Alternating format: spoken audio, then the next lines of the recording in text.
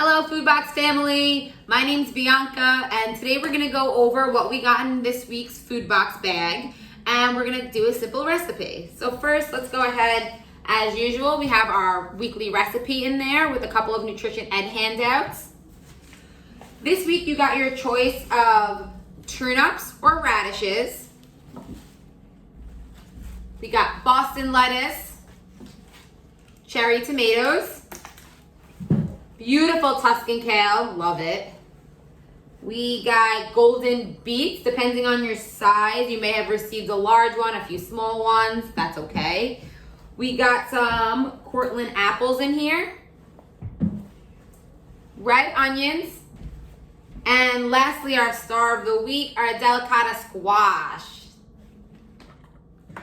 So today's recipe is going to be a chopped salad with lots of fall veggies. So let's go over some of the ingredients that we're going to be using today, which is a lot. We have our beautiful Tuscan kale that we're going to be using. We have our tomatoes from our bag. We have our turnips that we're going to be using, our golden beets, our squash, our radishes. So you might be using either turnips or radishes or both. We have some red onion from our bag. Today I'm going to take half the turnips that we got in our bag, so about 4 or 5, and I'm going to prepare them for roasting. The other half I'm going to set aside and we're going to consume raw. So let's go ahead and talk about our turnips today.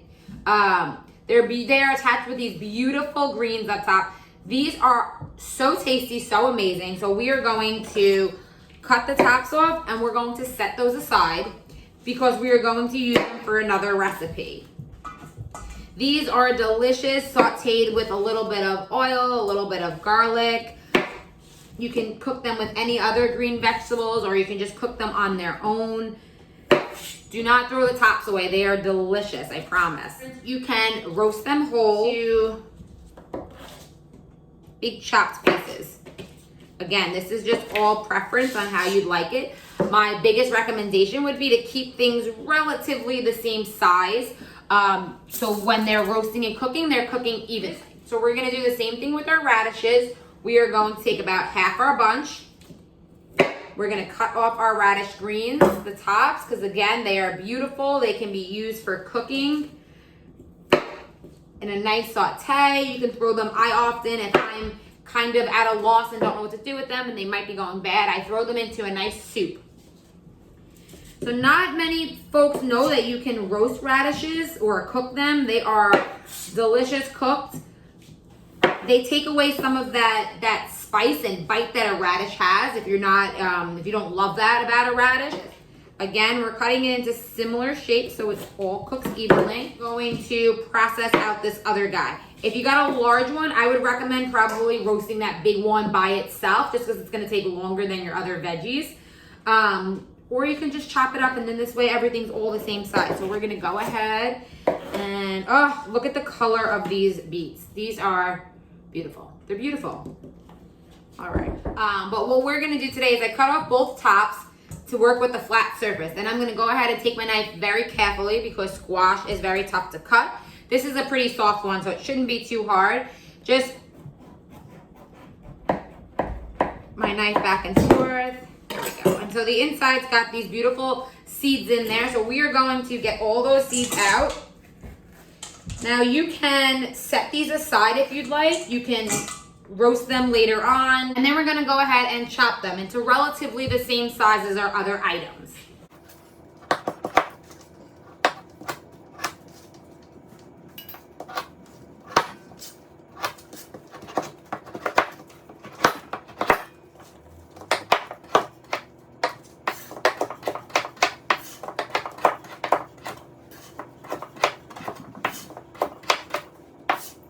As you can notice, I have not peeled my squash. Again, that's just a personal preference. The skin of the squash isn't too tough.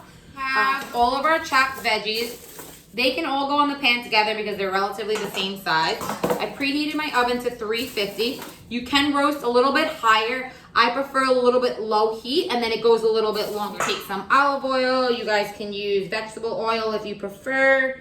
We're gonna go ahead and give that a gracious amount. I would say about 2 tablespoons, 3 tablespoons, depending on how many veggies you're roasting today. And then I'm going ahead and season it. So right now I have some salt. Now this is where you guys can get creative. Can add whatever you prefer. We have some black pepper here.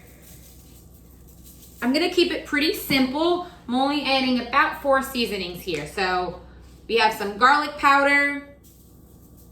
Gotta have garlic, staple. And then we have some paprika. I love paprika. I feel like it brings out a lot of those flavors. Hands getting a little dirty there. And we're just going to go ahead and mix that all up. Make sure all of our veggies are covered. So we're using our Tuscan kale. So what we're gonna do, what's nice about this kale opposed to the curly kale is the leaves are a lot softer. So if you're not a huge kale fan, I would recommend giving the Tuscan kale a try over like a curly. You might prefer it a little bit better. So all I'm going to do is kind of slide it right off the stems. So we'll show that again. So all you're doing is kind of grabbing and I pull. Just tear it into whatever size pieces I want for my salad. But again, I like to really utilize my hands here and not dirty another utensil in the kitchen. So if you're doing your own cleaning, you understand that. All right. So the thing with kale is that it's tough. You're gonna want to go ahead and give it a lot of TLC, a little tender loving care here. So what we're gonna do is I'm going to take some olive oil. So I like to use extra virgin here because it's in a raw use and we want to make sure it's tasty. So we're gonna go ahead and give it a gracious amount of olive oil, about 2 tablespoons, and some salt. And what we're gonna do is we are literally going to massage our kale. So we're going to take our hands, right? Don't be afraid to get your hands dirty. And we're gonna go in here and we are going to massage it. That's it. And what this will do is it'll help soften up our leaves so they're not so tough.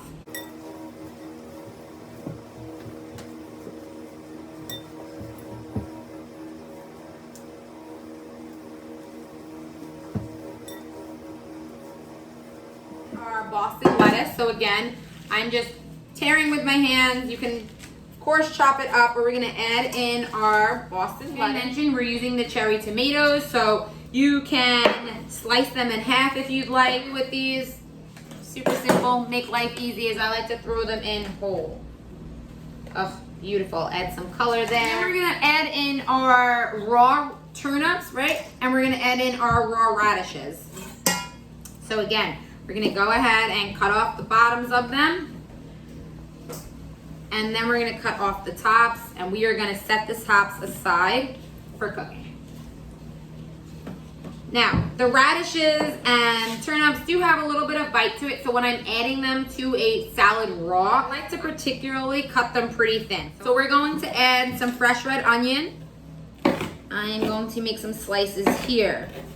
All right, beautiful. Adding some beautiful color to the top of our salad. All right, awesome. And then we're gonna go ahead and prepare our dressing for today. What I like to do with my lime is kind of roll it, give it a couple of pushes, so that those juices are really easy for us to squeeze. And I'm gonna go ahead and cut it in half. Using my citrus squeezer today, I'm going to go ahead and squeeze my limes. I don't know if I said lemons before, but they're limes. This is great if you are using lemons because it does catch those seeds for you, which I always tend to drop into what I'm cooking and then have to fish them out. Really nice fresh cilantro. All right. Beautiful. We're gonna go ahead and add that right to our lime. All ends of my avocado. If you're having a lot of trouble cutting through your avocado, it may just not be ripe enough. So just twisting my knife, I'm going to twist open my avocado. What I like to do from there is cut my pit side one more time. Again, nice and careful. And then twist that right out. Oh, this was a good avocado, guys. I'm super pumped. All right, add that right to our bowl. Make sure you get all that goodness in there. And then we're gonna go ahead and add in our olive oil. Beautiful. Oh, it's so pretty and green and vibrant. You can get a good look. So we have our roasted veggies out of the oven. Just to give you an idea of how the veggies are supposed to look, these look and smell delicious. We're gonna go ahead and add this right to the top of our chopped salad. Let's go ahead and add the rest of our toppings. So I love to add my cheese right to my hot veggies because it melts the cheese a little bit.